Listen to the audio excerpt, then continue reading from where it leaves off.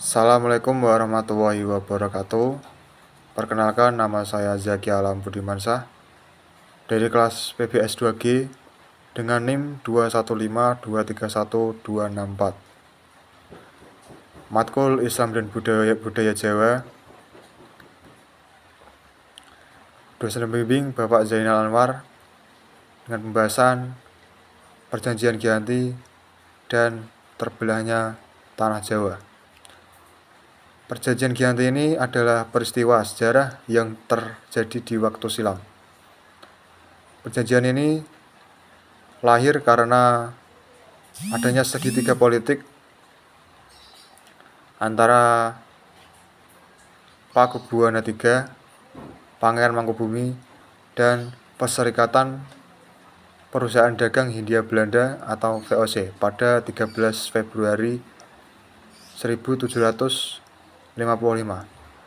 Nama Giyanti ini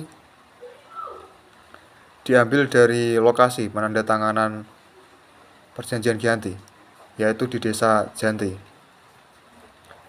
Dalam perjanjian ini, dalam bahasa Belanda terbaca Yanti, tapi secara tertulis terbaca Giyanti.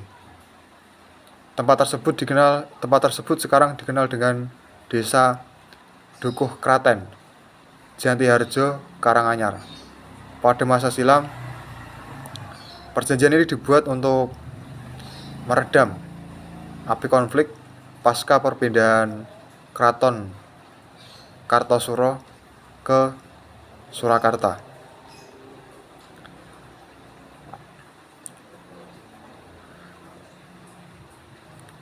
Api dari geger Pecingan belum mati. Waktu itu Mangkubumi yang membantu Pakubuwana dalam meredakan api konflik mendapatkan hadiah sebidang tanah.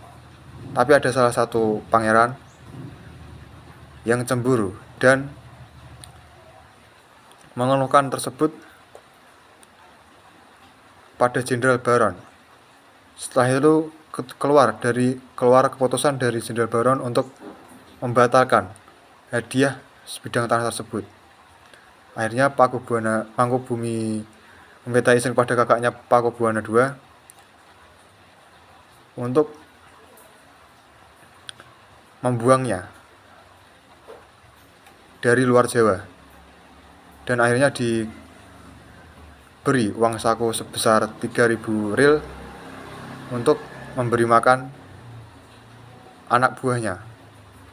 Dan dari situlah pecahnya perang Mangkubumi dengan Jenderal Harting, Gubernur Jawa Utara. Setelah bertahun-tahun terjadinya perang itu, Gubernur Harting, Gubernur Jawa Utara, menyudahi perlawanan ini. Akhirnya Gubernur Jawa Utara secara tertutup melakukan perundingan dengan Pangeran Mangkubumi.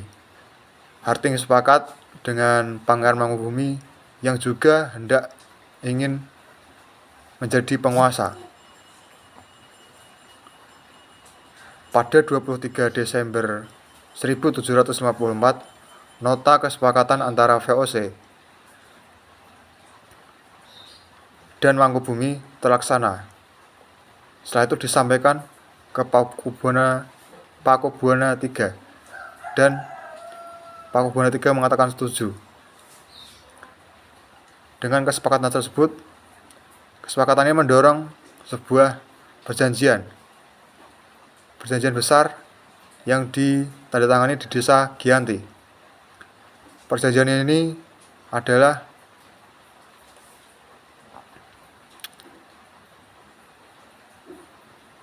pangkal terpecahnya tanah Jawa menjadi dua. Hal itu menjadi awal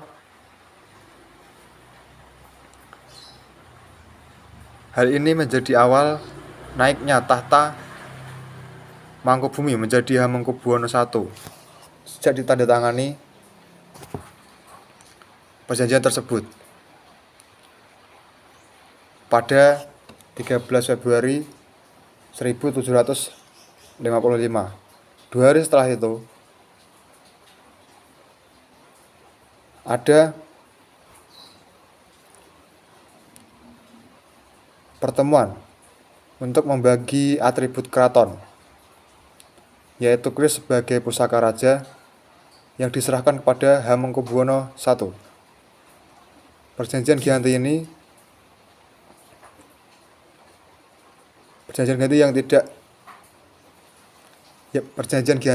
yang tidak mencantumkan pembagian wilayah menimbulkan rentetan peristiwa. Menurut Anton Satyo Harditmo, penulis buku Giyanti 1755, pembagian wilayah tersebut diacak.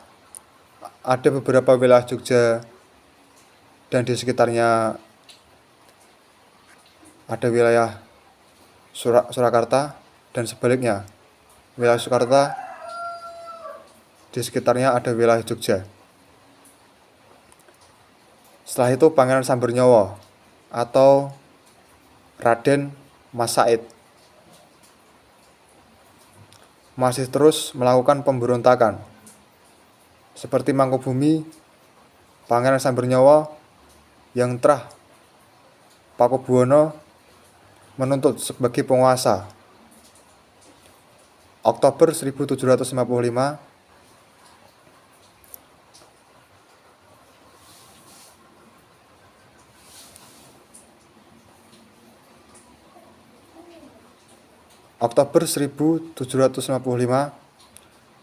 Pangeran Sambernyawa berhasil mengalahkan satu kelompok pasukan VOC, dan pada Februari 1755 juga hampir membakar keraton yang baru dibangun di Yogyakarta. Setelah itu, untuk menyudahi konflik ini, akhirnya wilayah Kesultanan Surakarta dibagi menjadi dua, yaitu Kesultanan Surakarta dan Mangkunegaran.